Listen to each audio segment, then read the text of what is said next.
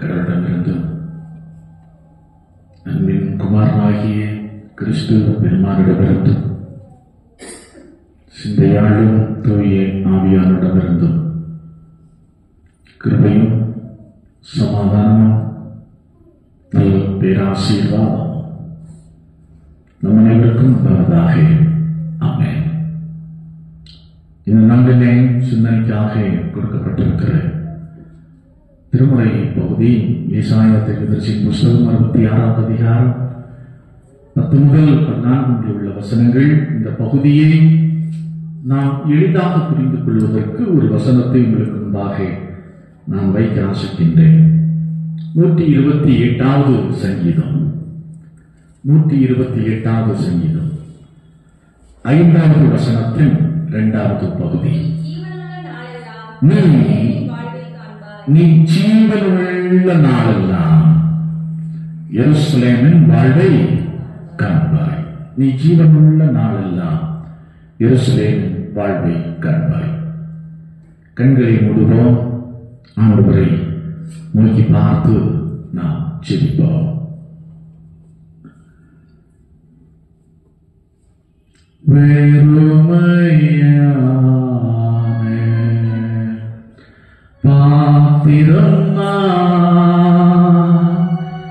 வெறுத்து தள்ளாமலே நிரம்பி வழியும் பாத்திரமாய் விளங்க செய்யுமே. வேதத்தில் காணும் பாத்திரமெல்லாம் இயேசுவை போற்றிடுதே. என்னையும் அவ்வித பாத்திரமாய் வாய்ந்து கொள்ளுமே. குயவனே குயவனே படைப்பின் காரணனே களிமண்ணானே என்னையுமே கண்ணோக்கி பார்த்திடுமே.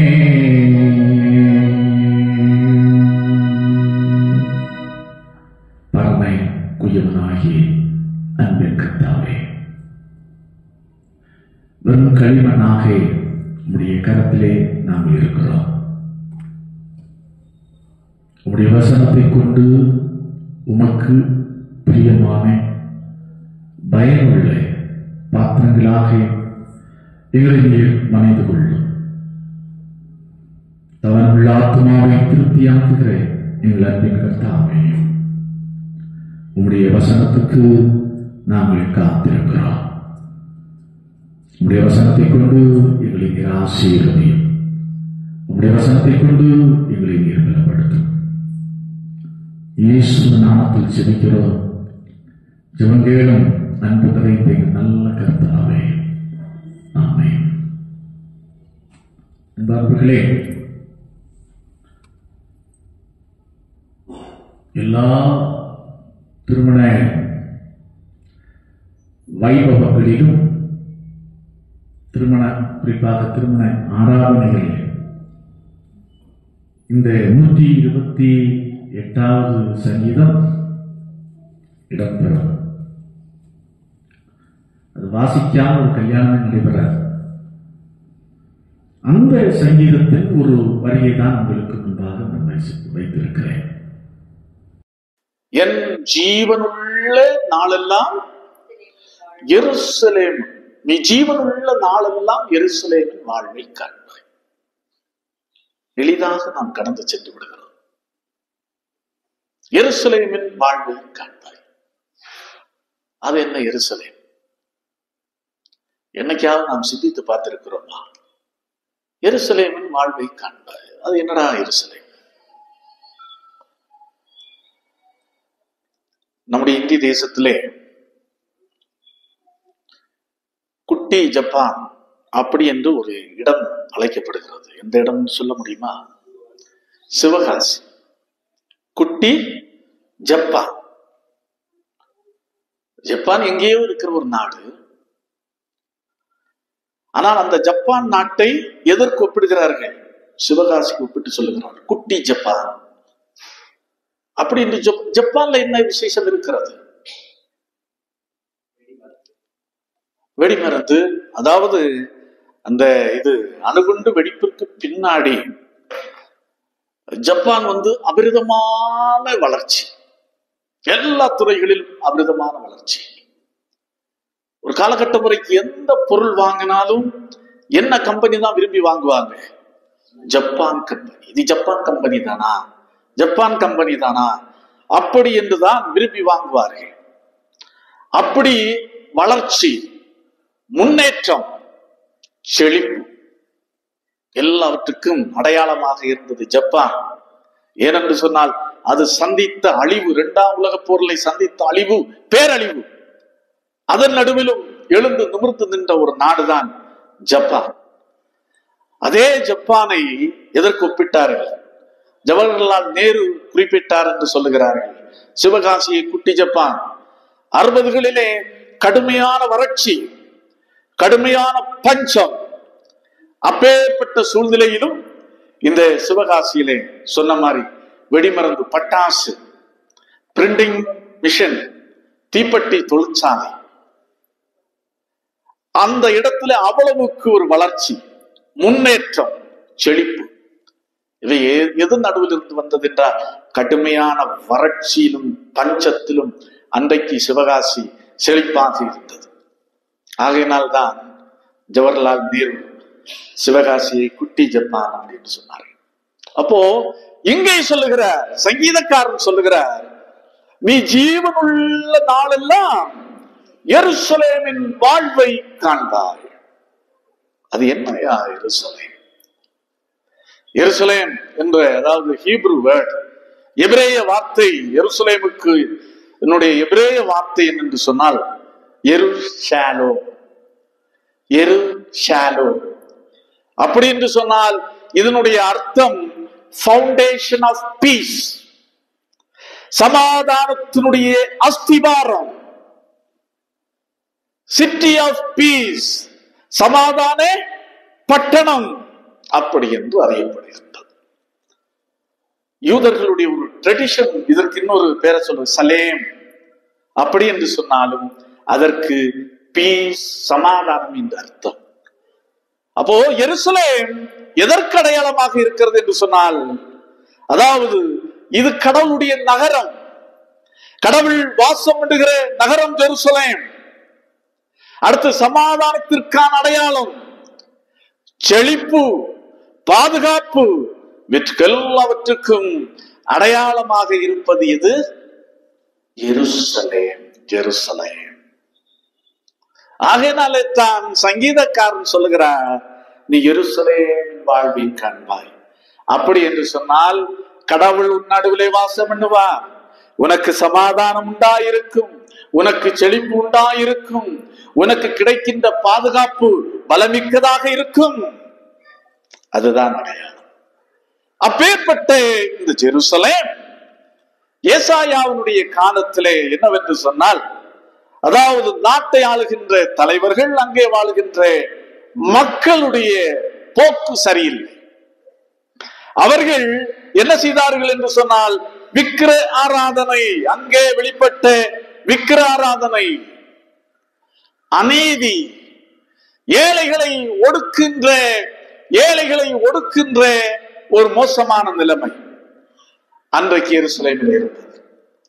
ஏசாயா தீர்க்கதரிசி எச்சரிக்கிறார், இது போக்கு சரியில்லை, நீங்கள் திரும்புங்கள், இல்லை என்று சொன்னால் அசீரியர்கள், பாபிலோனியர்கள் கையில ஒப்பு கொடுப்பேன் அப்படின்னு சொன்னார். அதே போலதான் நடந்தது. மக்கள் தங்களுடைய வழிகளை விட்டு திரும்ப மனதில்லை. ஆகையினால் கடவுள் அந்நியனுடைய கையிலே ஒப்பு ஒப்படைத்தார். பாபுலு அசீரியர்கள் பாபுலு வந்து சிறைபிடித்துக் கொண்டு போனார்கள். அங்கே அடிமைத்தனத்திலே இருந்தார்கள். இந்த சூழ்நிலையில கடவுள் அவர்களை பாடம் படிப்பிப்பதற்காக அந்நியனுடைய கையிலே ஒப்பு கொடுத்திருந்தாலும் அதே தீர்க்கதரிசியை கொண்டு மறு சீரமைப்பை குறித்து வாக்கு கொடுக்கிறார். அதைத்தான் இந்த நாளுக்குரிய சிந்தனைக்குரிய பகுதியிலே பார்க்கிறோம். 66வது அதிகாரம் 10 முதல் 14 முடிய உள்ள வசனங்களிலே மிக தெளிவாக கண்டுகொள்ள முடியும். அதிலே 12வது வசனத்தை உங்களுக்கு முன்பாக நான் வைக்க ஆசிக்கின்றேன். இதோ நான் சமாதானத்தை நதியை போல பாயும்படி செய்வேன்.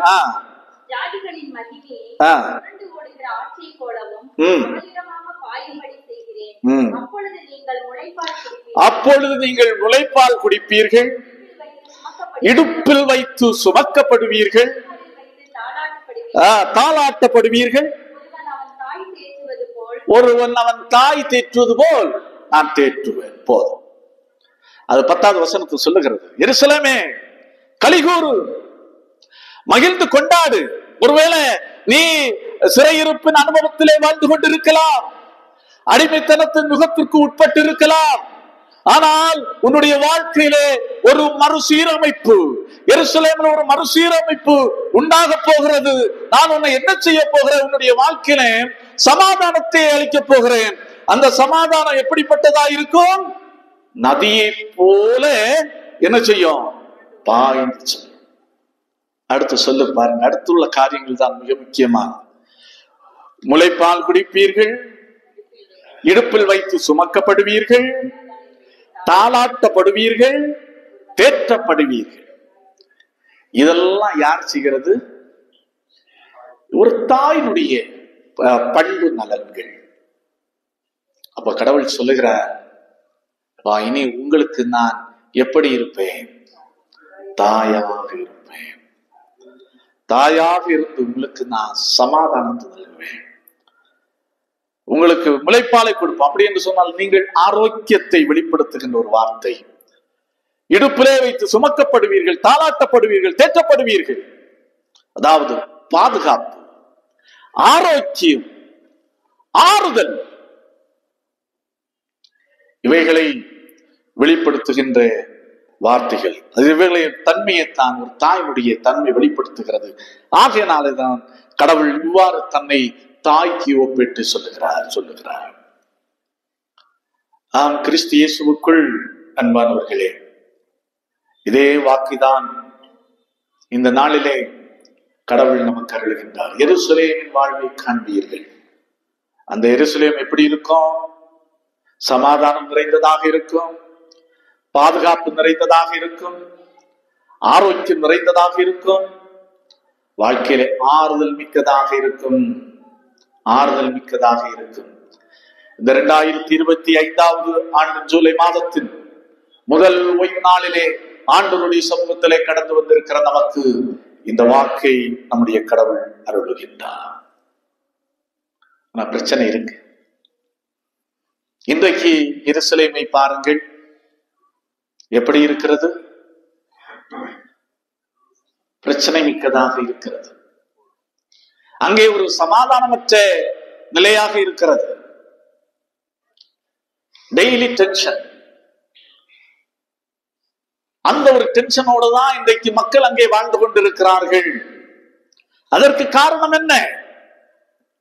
ஆண்டவர் வாக்கு கொடுத்திருக்கிறார், எல்லாம் செய்கிறார், கரெக்ட் தான். அதை காலகாலங்களிலே நிறைவேற்றுகிறார், உண்மைதான். ஆனால் அவ்வாறு வாக்கு பெற்ற எருசலேம் தான் இன்றைக்கு உள்ள சூழ்நிலையை நாம் பார்க்கின்ற போது இந்த சமாதானமும் இந்த தாயினுடைய பராமரிப்பும் அந்த மக்களுக்கு அங்கே கிடைக்கிறதா என்று சொன்னால் இல்லை. காரணம் என்னவென்று சொன்னால் அதான் வேதம் மிக தெளிவாக சொல்லுகிறது. மத்தேயு எழுதிய நற்செய்தி நூல் 23வது அதிகாரம் 37வது வசனம் மிக அழுத்தம் திருத்தமாக சொல்லுகிறது. ஆண்டவர் சொல்லுகிறார், எருசலேமே எருசலேமே கோழி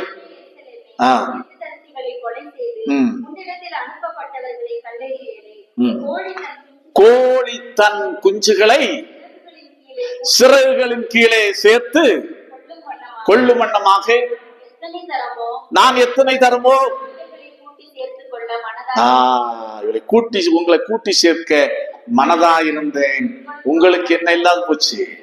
மனம் இல்லாமல் போச்சு. கிறிஸ்துவை புறக்கணித்த காரணத்தினால் இன்னைக்கு ஒரு சமாதானமற்றதில்லை. அங்கேதான் இயேசு கிறிஸ்து என்ன செய்யப்பட்டார்? சிலுவையிலே அறையப்பட்டார்.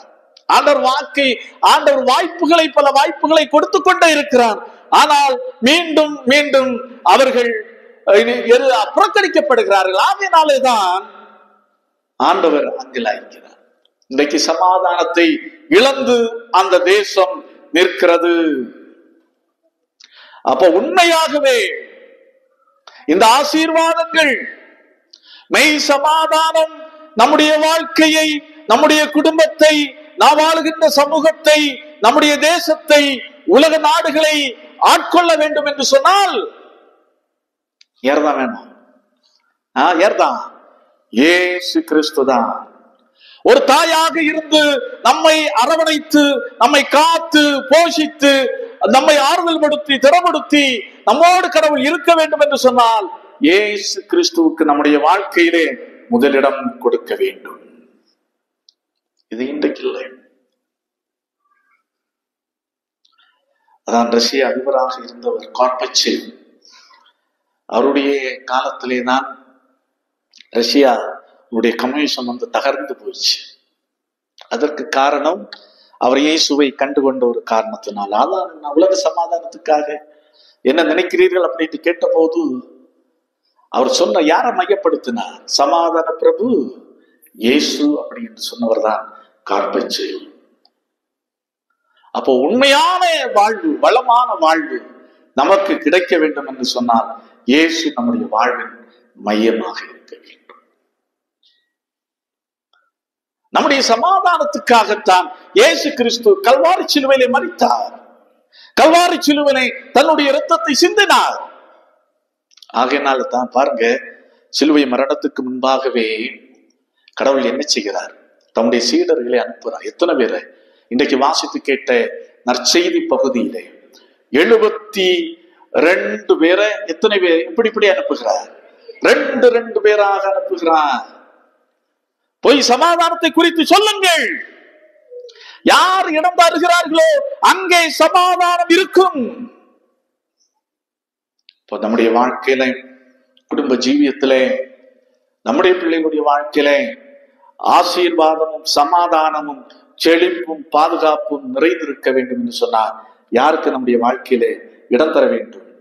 இயேசுவுக்கு இடம். அதான் பவுலடிகளார் சொல்கிறார். இன்றைக்கு வாசித்து கேட்ட நிருப பகுதியிலே, நானோ கர்த்தராகிய இயேசு கிறிஸ்துவின் சிலுவையை குறித்தல்லாமல் வேறெதையும் குறித்து நான் என்ன செய்யாதிருப்பேனாக? மேன்மை பாராட்டாதிருப்பேனாக. அப்போ இன்றைக்கு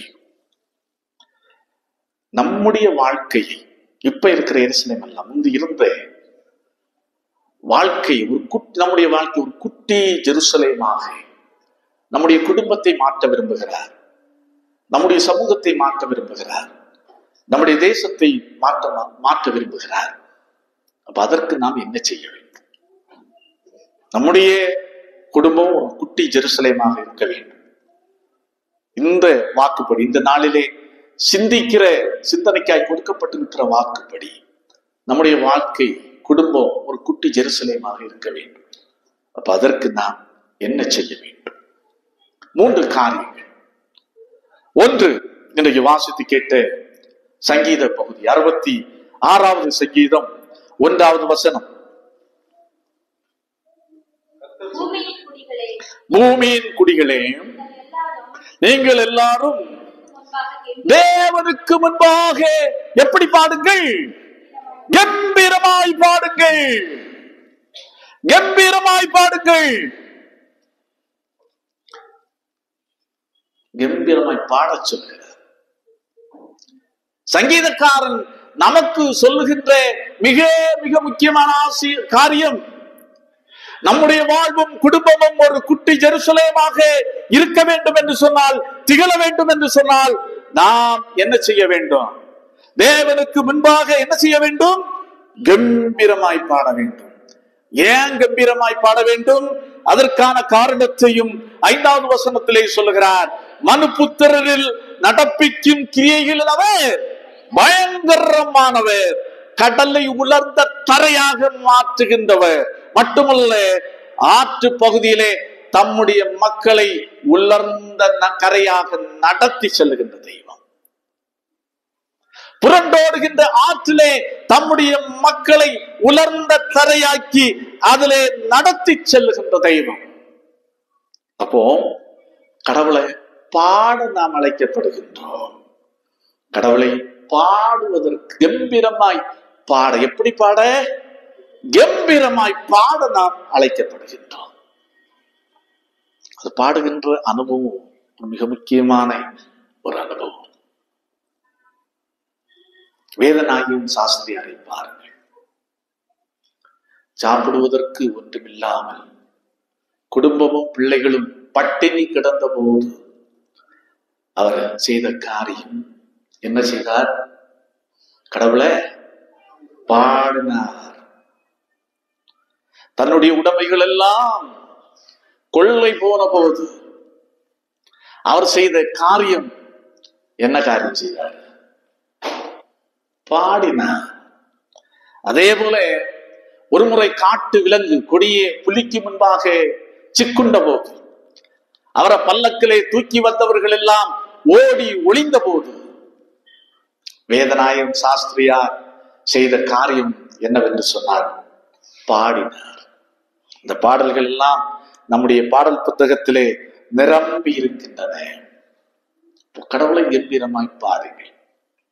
வாழ்க்கையில பிரச்சனையா, ஒரு சமாதானமற்ற நிலைமை இன்னும் வாழ்க்கையில தொடர்ந்து கொண்டு இருக்கிறதோ, எதிர்பார காரியம் நடைபெறாமல் இருக்கிறதோ, நம்பினவர்கள் ஏமாற்றி விட்டார்களோ, அவமானத்துல கூனி குறுகி போயிருக்கிறேன் என்று சொல்லுகிறீர்களோ, எதுவாக இருந்தாலும் நீங்கள் கடவுளுக்கு முன்பாக என்ன செய்யுங்கள்? கம்பீரமாய் பாடுங்கள். எப்படி பாடுங்கள்? கம்பீரமாய் பாடுங்கள். ஏனென்று சொன்னால், அவர் மனுபுத்திரரில் நடப்பிக்கும் கிரிகள் பயங்கரமான. அதான் ஒரு பாடலின் சரணம் மிக ஞாபகத்துக்கு வருகிறது. அதான் பாடுகிறார் பாருங்க. அந்த பக்தன் அந்த பாடல் வரியில சொல்கிறார், சங்கட சமயங்களில் மங்கிய வாடுகிறே, துங்கனை இறங்குமன எங்கிய நாடுகிறே,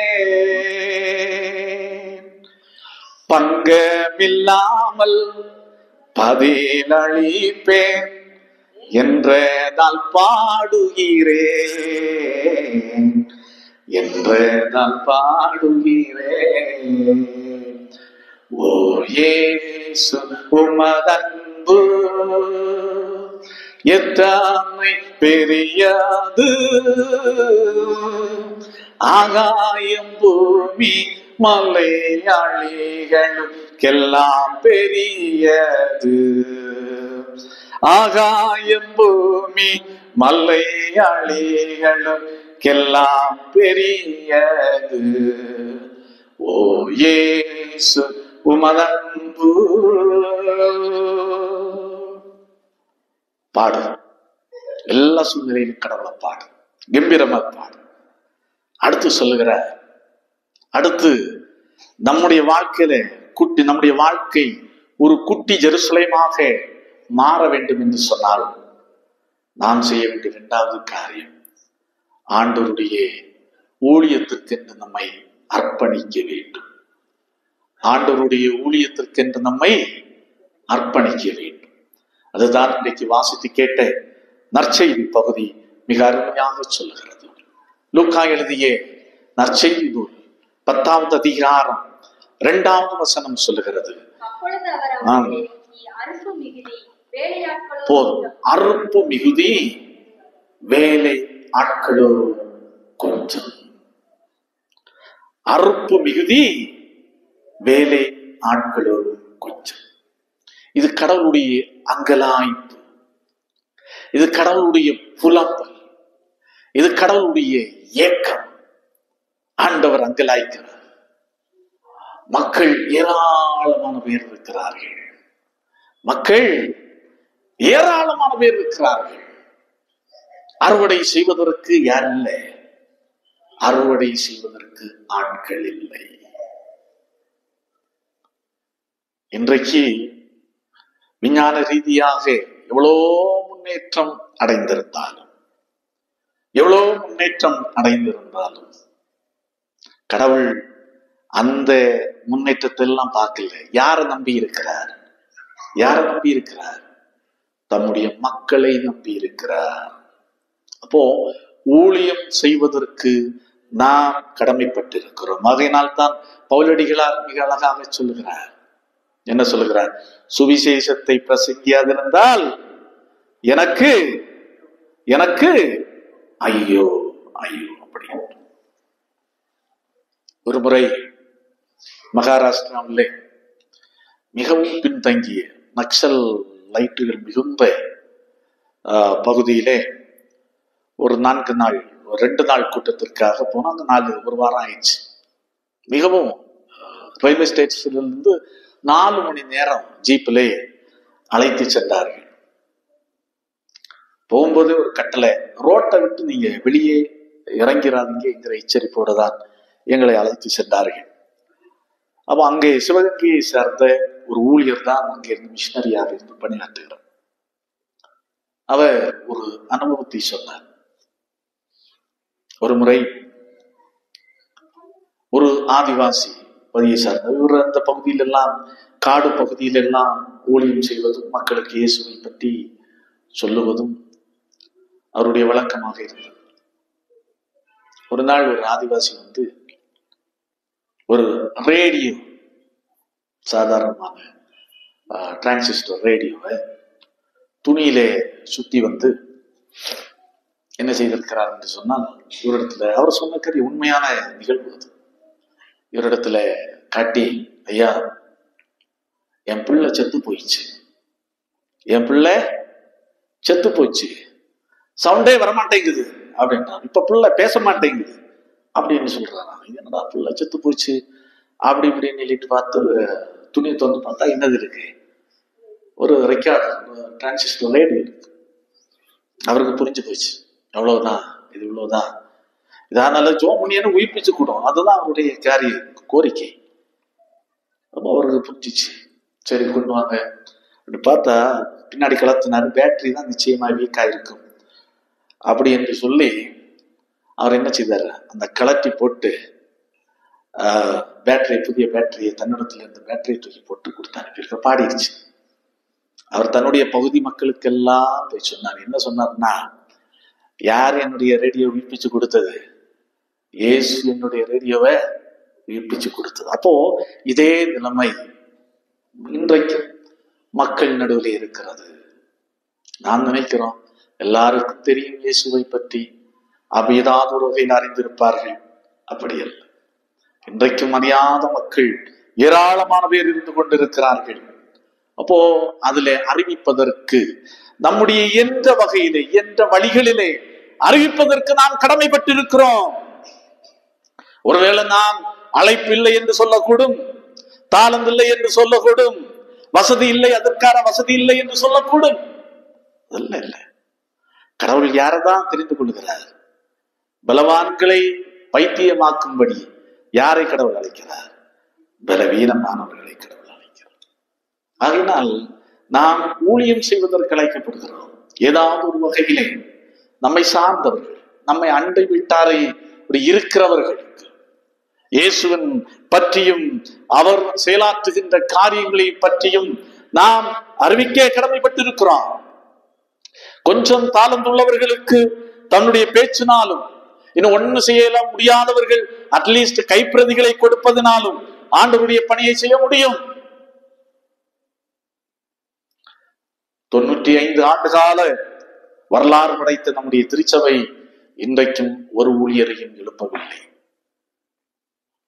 ஆகையினால் நமக்கு வைக்கப்பட்டிருக்க நம்முடைய வாழ்வு, நம்முடைய குடும்பம் ஒரு குட்டி ஜெருசலேமாக மாற வேண்டும் என்று சொன்னால் ஊழியம் செய்ய நாம் அழைக்கப்படுகின்றோம். அடுத்து மூன்றாவது ஒரு மிக முக்கியமான காரியம், அதான் கலாத்தியர் 6வது அதிகாரம் 15வது வசனத்தின் கடைசி பகுதி. புது சிருஷ்டியே காரியம், புது சிருஷ்டியே காரியம். அப்போ ஒரு புதிய மனிதனாக நீ வாழ்ந்து கொள். உன்னுடைய வாழ்க்கையை இயேசுவுக்கு அர்ப்பணித்து ஆண்டவரை பற்றி உள்ள பயத்தோடு ஒரு புதிய மனிதனாக வாழ பழகிக்கொள். இது வந்து மிக முக்கியமானது. வாழ்க்கையில மாற்ற வேண்டும், வாழ்க்கையில திருப்பு முனை வேண்டும். இந்த வாழ்க்கையில மாற்றமும் திருப்பு முனையும் இல்லாமல் எத்தனை காலமாய் நாம் கிறிஸ்தவர்களாய் இருந்தாலும் அது அர்த்தமற்ற வாழ்க்கை தான். இதை நம்முடைய வாழ்க்கையில் புரிந்து கொள்ள வேண்டும். ஒரே ஒரு சம்பவத்தை மாத்திரம் சொல்லி நான் நிறைவு செய்கின்றேன், காலம் அதிகமாகிவிட்டது. நம் அனைவருக்கும் இதை நான் கடந்த வெள்ளிக்கிழமை உபவாச கூட்டத்திலே சுருக்கமாக முன்வைத்தேன். 1999 ஆண்டு கிரகாம் ஸ்டெயின் அவரோடு அவருடைய 2 பிள்ளைகள் உறங்கின ஜீப்பில் உயிரோடு வைத்து என்ன செய்யப்பட்டார்கள், கொளுத்தப்பட்டார்கள். தாராசிங் என்ற ஒரு பஜ்ரங் தள் தீவிரவாதியினுடைய தலைமையிலே எத்தனை பேர், 13 பேர் சேர்ந்து தீட்டு கொளுத்தி உயிரோடு கொளுத்தினார்கள். அதுல ஒருவன் வயதுக்கு குறைந்தவன், எல்லாருக்குமே ஆயுள் தண்டனை விதிக்கப்பட்டது. அந்த இவனுக்கு கொஞ்சம் தண்டனை குறைவு, ஆண்டுகள் குறைவு. இவன் 13 பேர்ல இவன் ஒருவன். இவன் பங்கெடுக்கும் போது அவனுடைய பேர் சஞ்சு ஹன்சத், ஒரு அவனுடைய பேர் சஞ்சு ஹன்சத் என்பவன். 13 வயதுல இவன் இந்த ஜீப் எரிக்கின்ற குற்றத்திலே அவன் ஈடுபடுகின்றான். ஜீப்பு பற்றி எரிகின்ற போதும் இந்த அலறலும் இந்த தீப்பிழம்பை பார்த்து கடைசியில பயத்தை ஓடிட்டான். கடைசியில் அவனையும் அரெஸ்ட் பண்ணி ஜெயில போட்டாங்க. கிட்டத்தட்ட 14 ஆண்டுகள் ஜெயிலில் இருந்தான். இந்த சஞ்சு ஹன்சத் வெளியே வந்தான், திருமணம் செய்தான், குழந்தை பிறந்தது. பாருங்கள், குழந்தை சாகிறது. அடுத்ததாக அவனுடைய மனைவி சாகின்றாள். ஒன்றன் பின் ஒன்றாக அவனுடைய தாயும் தந்தையும் மரித்து போகிறார்கள். தன்னுடைய உடன் பிறந்த சகோதரிகள் மரித்து போகிறார்கள். மீண்டும் திருமணம் செய்து கொள்கின்றான். குழந்தைகள் பிறக்கின்றது. வாழ்க்கையிலே சமாதானம் இல்லை. எப்போதுமே அந்த குஷ்டரோக ஆஸ்பத்திரியும் அந்த ஆலயமும் தான் என்னுடைய கண்களுக்கு முன்பாக வந்து கொண்டிருந்தது. சமாதானமற்ற இளவன் என்ன செய்கிறான் என்று சொன்னால், இவ்வளவு பெரிய இழப்பு. நேராக அதே கிரகாம் ஸ்டெயின் ஆராதனை நடத்தி கொண்டிருந்த அதே ஆலயத்திலே போய் ஆண்டவருக்கு முன்பாக மண்டியிட்டான். என் பாவத்தை மன்னியும் சுவாமி, நான் என் தவறை உணர்கிறேன் ஆண்டவரே, என் பாவத்தை மன்னியும் ஆண்டவரே என்று கதறினான். தன்னுடைய வாழ்க்கையை இயேசுவுக்கு ஒப்பு கொடுத்தான். ஒரு கிறிஸ்தவ ஞானஸ்தானம் பெற்று ஒரு கிறிஸ்தவனாக அவன் மாறினான். இன்றைக்கும் அவன் சாட்சி உள்ளவனாயிருக்கிறான். யாரும் என்னை பலவந்தப்படுத்தி என்னை கன்வெர்ட் பண்ணவில்லை. இதை அறியாமல் இந்த பஜரங்க மக்கள் செய்து கொண்டிருக்கிறார்கள். அப்படி என்று ஓப்பனாக ஸ்டேட்மெண்டை விட்டு இன்றும் ஆண்டவருக்கு சாட்சியாக வாழ்கின்றோம். நினைத்து பாருங்கள், புது சிருஷ்டியாக வாழுங்கள். அப்போதுதான் நம்முடைய வாழ்வு குட்டி ஜெருசலேமாக மாறும். நம்முடைய வாழ்க்கையிலே சமாதானம் நிலைக்கும், சந்தோஷம் கரைபுரண்டு ஓடும். அதோடு மட்டுமல்லாமல் ஆண்டவர் நம்முடைய வாழ்க்கையிலே தாயாக இருந்து நம்மைக்கு பாதுகாப்பை தருவார், நம்மை தாளாட்டுவார், நம்மை சீராட்டுவார், நமக்கு ஆரோக்கியத்தை தருவார், நமக்கு ஆறுதலை தருவார். ஆகவே உணர்வோம் அன்பானவர்களே. அந்த உணர்வோடு இந்த நாளிலே ஆண்டவருடைய சமூகத்திலே வந்து பந்தியிலே பங்கெடுப்போம். ஆண்டவர் தாமே இந்த வார்த்தைகளை கொண்டு நம்ம ஒவ்வொருவரையும் ஆசீர்வதிப்பாராக. ஆமென். எல்லாவற்றுக்கும் மேலான தெய்வ சமாதானம் உங்கள் இருதயங்களையும் மனங்களையும் கிறிஸ்து இயேசுவினால் காத்துக் கொள்வதாக. ஆமென்.